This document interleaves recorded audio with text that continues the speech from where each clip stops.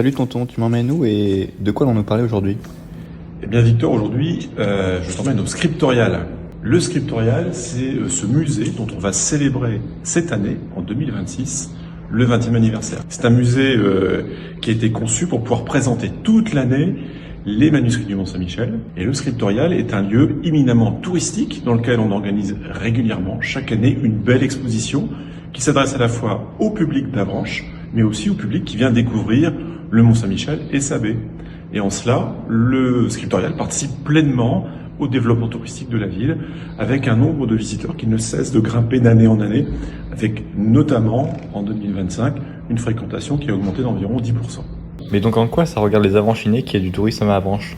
Eh bien en fait, il faut savoir que ces visiteurs, ces touristes, ils viennent se loger à Avranches ou dans les environs proches. Ce sont des gens qui vont consommer sur place, l'hébergement, mais aussi la restauration, et faire tout simplement travailler le commerce.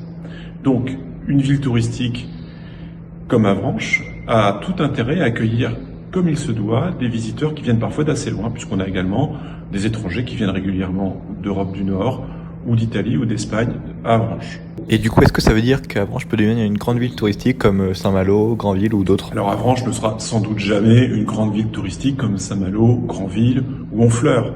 Avranches est une ville de passage qui tient sa renommée de la proximité du Mont-Saint-Michel, mais aussi des plages du débarquement.